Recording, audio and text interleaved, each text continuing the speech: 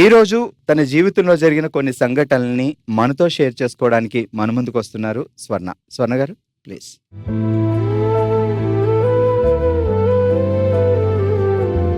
ఏమైంది అసలు? ఎందుకు బాధపడుతున్నారు? నా పేరు సన్నలత. మా డాడీకి హెల్త్ బాగాలేకపోవడం వల్ల నాకు 18 ఇయర్స్కే మ్యారేజ్ చేశారు. తర్వాత నాకు ఫస్ట్ బాబు చనిపోయారు.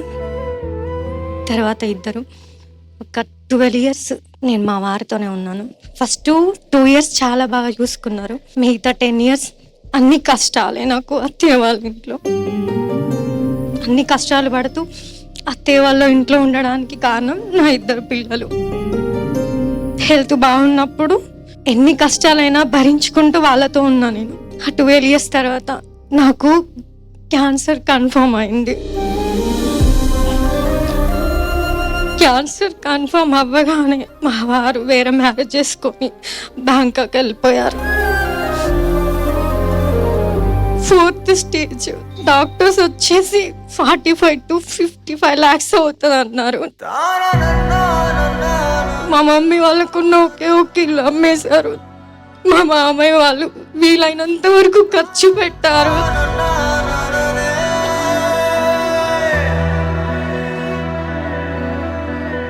హెల్త్ బాగాలేక మధ్యలో నాకేమన్నా అయిపోతే అమ్మ నాన్న లేకుండా నా పిల్లలు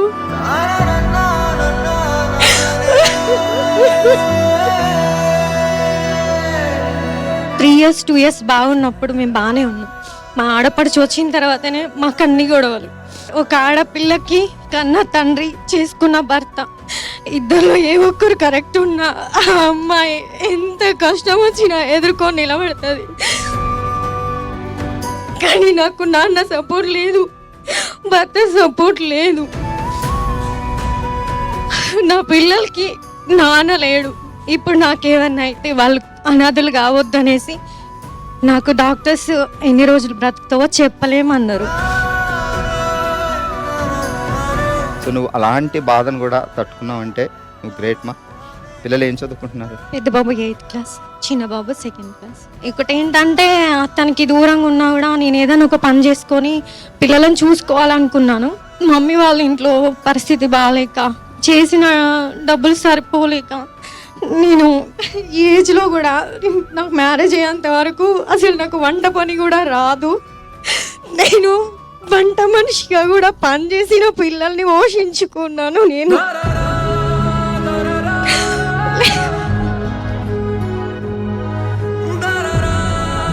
అత్తయ్య వాళ్ళు లేని వాళ్ళు ఏం కాదు, కనీసం పిల్లలకి వాళ్ళు ఏదైనా సాయం చేయాలనేసి. ఎందుకంటే స్టేషన్ల ద్వారా, పెద్ద మనుషుల ద్వారా నాకు ఎలాంటి న్యాయం జరగలేదు. నా హెల్త్కి 1 రూపాయి కూడా పెట్టకున్నా పర్లేదు, కనీసం పిల్లల చదువులకి, వాళ్ళకి చిన్న బాబుకి అసలు హెల్త్ బాగుండదు. ఒకవేళ నాకు ఏమన్నా అయిపోతే పిల్లల పరిస్థితి ఏంటి? ఇండ్లు ఉన్నాయి, డబ్బు ఉన్నది, బంగారం ఉంది, కార్లు ఉన్నాయి. ఉన్నన్ని రోజులు నా పిల్లలు అలాగే తిరిగా. నాకు ఇలా అవ్వగానే నన్ను ఇలా వేయడం కరెక్ట్ కాదు కదా.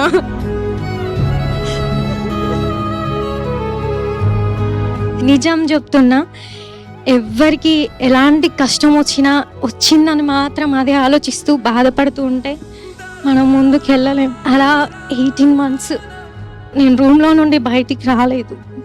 తర్వాత పిల్లల కోసం ఆలోచించి నాకు మేడం చెప్పింది, మీరు ఎంత హ్యాపీగా ఉంటే అంత బాగుంటారని. నాకు ఇలాగే పిల్లలు నా దగ్గరకు వచ్చేవాళ్ళే కాదు. జుట్టు మొత్తం ఊడిపోయి, ఫేస్ మొత్తం బ్లాక్, నెయిల్స్ మొత్తం ఊడిపోయినాయి. ఓన్లీ పళ్ళు ఊడిపోకుండా 21,000 ఇంజెక్షన్ వేయించుకున్నా నేను.